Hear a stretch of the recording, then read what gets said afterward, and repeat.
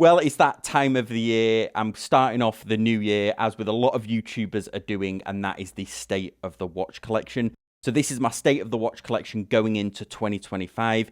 If you saw last year's, you'll notice that there is a lot of movement in the collection. A lot of watches came in and also a lot of watches went out. So very interested to know what you think in the comment section down below.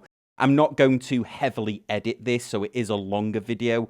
And there won't be a lot of macro and stuff in there. I'm just going to go through the watches one by one, talk briefly about them, and then move on to the next one.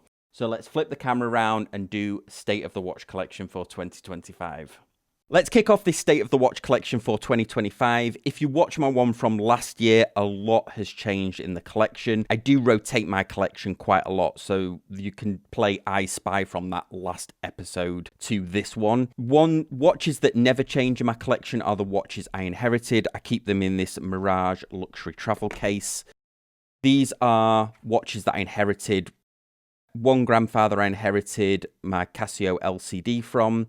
My other grandfather, I inherited this vintage Timex. And then my father-in-law, I inherited this CWC watch. I did wear this CWC watch for years and years. And then I gifted it to him. And unfortunately, when he passed away, it came back into my collection. This is a great watch. I'm just noticing the battery needs to be changed. It's on one of these Macola over at Man Cave Leather made me a bund strap. So it's on one of these Man Cave leather straps. So a big shout out to Macola. This looks awesome. Also bulks it out on the wrist a bit because it's quite small, this watch. I think it's a 36mm case. Very happy that he made one of these. I think this might have been a prototype, but I'll leave a link to his website down below. I'm sure he can make another one.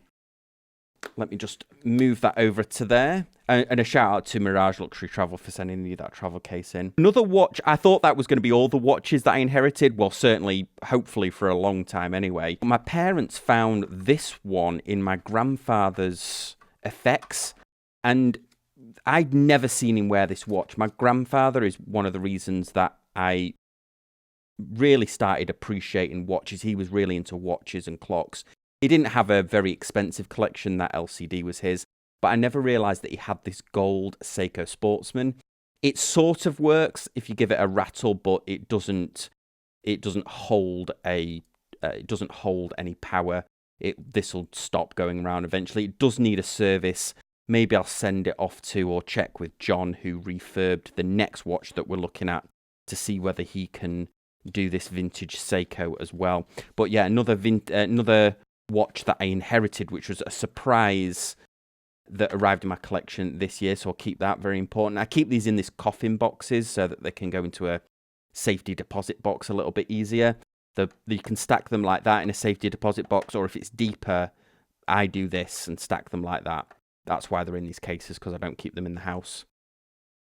Next watch is one of the few vintage pieces, other than the watches I inherited, I have in my collection. But this is just a beautiful Seiko 6139. I call it a blue pogue, but I don't think that's the exact nickname that everybody in the community gives it. But this is a beautiful, fully refurbished.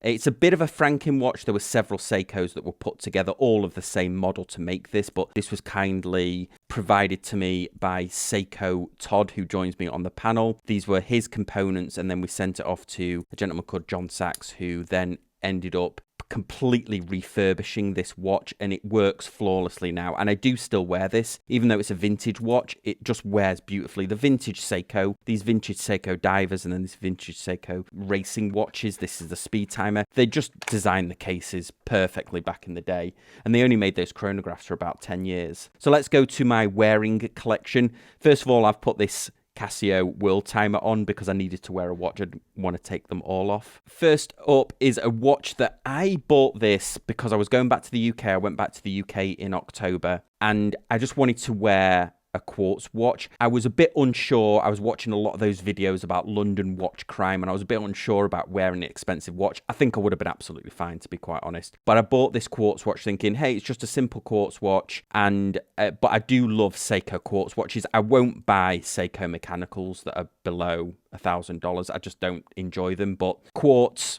I'm all about Seiko in that price range. This one ended up being a firm favourite. I think I've worn it most days since I came back from the UK in October. It's on a Zulu diver, sort of rip-off of an ISO framed strap, but it's decent enough. This wears beautifully, keeps great time because it's solar quartz. I love this watch. I also have it on a couple of bracelets from Long Island Watches as well. Mark over at Long Island Watches does aftermarket bracelets for that. I bought that from Long Island as well, not sponsored. Next up is another one I keep in my collection because I don't quite know what to do with this one. This was very kindly sent in by Casio. It's a vintage watch, but it does have Bluetooth and a step counter on it. I thought my wife might wear it. That's why it's really small. The bracelet's really small. She doesn't love it. She still loves her Apple Watch. And anybody that's a watch fan, if you try and get somebody into watches that doesn't really like watches, it's quite hard to do. So I don't quite know what I'm going to do with that, whether I might sell it or give it away. But it's still in the collection and was very kindly sent into the channel by Casio.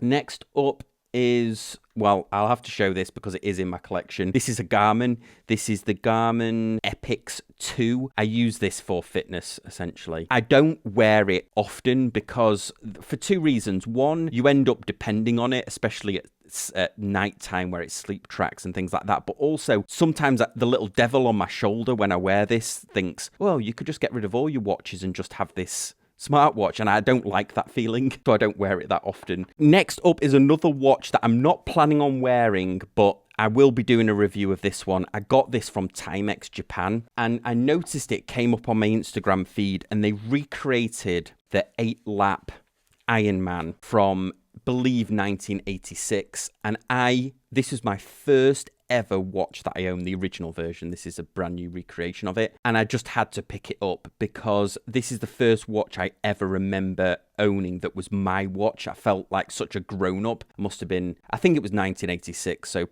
perhaps I was 6 or 7 years old at the time, but I remember this is my first big boy watch, and they have redone this. They have reissued this over the last probably 10 years. I think there's been several reissues of this, but I have never seen one in this original color scheme, and they don't sell it in the US. I bought it off Timex in Japan, and you can, even though I'm based in the US, you can buy from Timex Japanese store, and I don't know any other watch company that does that. You certainly can't buy Casio or you can't buy Seiko Japanese JDM versions off their website. You have to go to Sakura Watches or one of those other websites to do that. So very cool that they recreated that. Another vintage reissue. I don't know how long this will stay in the collection, but I did buy it in for a review. Hopefully you will have seen the review. I'm just working on it now before this, but I'm going to release this State of the Watch collection after this. This is the recreation of the DW 5000C. This is the R. This is a recreation of the original G-Shock from 1983. Bit of just clean the back off there, but there's so many cool things about this. It's got shock resist in the same font that they used. Also, a lot of the bezel markings are the same. So this is a recreation, and it was for $200. They've even recreated the strap here with these dimplets, they're called.